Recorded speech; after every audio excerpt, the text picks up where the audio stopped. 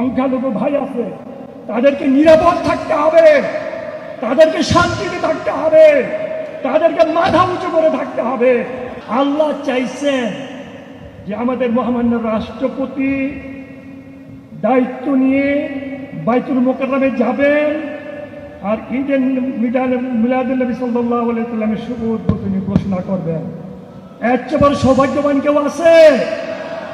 আর কেউ নাই ভাইয়েরা আমার। ওনার জন্য দোয়া করবেন। আজ থেকে মাত্র কয়েকদিন আগে মাননীয় প্রধানমন্ত্রী দয়া করে আমাকে ছুটি দিয়েছিলেন চিকিৎসার জন্য। আমার হিপ রিপ্লেসমেন্ট, হিপের ট্যাপ রিপ্লেসমেন্ট, দুইটা একসাথে। আল্লাহ পাক এমন মেহরবান করেছেন, আমি আপনাদের সামনে হেঁটে আসছি লাঠি ছাড়া। আলহামদুলিল্লাহ, আল্লাহ যা চান তাই হয়। এত তাড়াতাড়ি এত সহজে হেঁটে আসা সম্ভব নয় লাঠি ছাড়া। ভাই আল্লাহ যা চান তাই। আমার মতো কাইকুবাইদার আল্লাহ মন্ত্রী বানাইছে, যাবজ্জীবন কারাদণ্ড ছিল, কিভাবে কুদরতিভাবে মুক্ত করে নিয়ে দেশে নিয়ে এসে ইলেকশন করাইছে, পরে আল্লাহ কি করছে, মন্ত্রীও বানাইছে। আপনাদের কাছে একটা অনুরোধ করব, আপনারা এই সরকারের জন্য খাস করে দোয়া করবেন। রাজি আছেন তো? হাত তোলেন তো, হাত তোলেন যারা যারা রাজি আছেন। তারেক রহমানের জন্য হাত দোয়া করবেন। আল্লাহ পাক জুনাকে সমস্ত ষড়যন্ত্র থেকে হেফাজত করেন। আল্লাহ পাক যেন ওনাকে সমস্ত ষড়যন্ত্র থেকে হেফাজত করেন। উনার বিরুদ্ধে বিরাট ষড়যন্ত্র, কারণ উনি জিয়া রহমান সাহেবের ছেলে, উনি খালেদা জিয়ার ছেলে, উনি ইসলামের একজন প্রেমিক, উনি আলেমদের, মুয়াজ্জিনদের, ইমামদের সম্মান করেন, মুসলমানদেরকে মন দিয়ে ভালোবাসেন, তাই না ভাইয়েরা আমার? ঠিক তো? এবং এমন একজন রাষ্ট্রপতি আমাদেরকে আল্লাহ পাক দান করেছেন যিনি অত্যন্ত সহজ সরল মনের অধিকারী।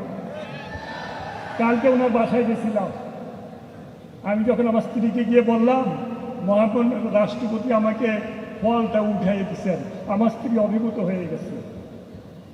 উনি তো আগের মতোই আছে। আমি বললাম যে আগের মতো তো আছে না, আগের চেয়ে আরো বেশি সহনশীল হয়েছে, সহানুভূতিশীল হয়েছে। ভাইয়ের আমার, আপনাদের কাছে আমি বক্তব্য রাখবো না, কারণ আজান হওয়ার পরে মুসলমানের কোনো কাজ থাকে না, কথা বলার কোনো ব্যবস্থা থাকে না, তাই না ভাইয়েরা আমার? আমি দুইটা ওয়াদা করবো আপনাদেরকে। আমরা কি মুসলমান না? আমরা রাসূল সাল্লাল্লাহু আলাইহি ওয়াসাল্লামের উম্মত না? হুজুর সাল্লাল্লাহু আলাইহি ওয়াসাল্লামের কথা অনুযায়ী আমাদেরকে চলতে হবে তো। আমরা ওয়াদা করি আল্লাহর হুকুমের বাইরে কোনো কাজ করবো না। রাজি আছি? আল্লাহ রাসূল সাল্লাল্লাহু আলাইহি ওয়াসাল্লাম বলেছেন সংখ্যালঘুদের জান মাল ইজ্জত তোমাদের আমানা, বলে নাই? বলছে। তাইলে আমাদের মধ্যে যারা অন্য ধর্ম অবলম্বী আছে, সংখ্যালঘু ভাই আছে, তাদেরকে নিরাপদ থাকতে হবে, তাদেরকে শান্তিতে থাকতে হবে, তাদেরকে মাথা উঁচু করে থাকতে হবে। রাজি আছি আমরা? আমরা যদি এটাকে প্রতিষ্ঠিত করতে পারি তাহলে আমরা রাজনীতিকভাবে অনেক উপরে উঠতে পারবো। ভাইয়েরা আমার, আজাদ হয়ে গেছে, আমার অনেক কিছু বলার ছিল, আল্লাহ শুকরিয়া আদায় করার ক্ষমতা নাই। আমি যদি আমার আল্লাহ রাস্তায় কোরবানি করে কুচি কুচি করে কাটতে বিলাই দিই, আমার আল্লাহ শুকরিয়া আদায় হয় না। আমার মতো কার্যকর্তারা যাবজ্জীবন কারাদণ্ড থেকে মুক্তি করে নিয়ে দেশে এমপিও বানাইছে, মন্ত্রী বানাইছে। আমি আপনাদের একজন কামলা, আমি আপনাদের একজন খাদেম। যে কোনো সময় যে কোনো মুহূর্তে আপনারা আমার বাসায় আসবেন। আমাকে তারেক জিয়া সাহেব আপনাদের খাদেম হিসাবে নিয়োগ করেছেন। যতক্ষণ আল্লাহ পাক রাখবে ততক্ষণ আপনাদের খাদিম হিসেবে খেদমত করে যাবে। আপনাদেরকে অনেক ধন্যবাদ।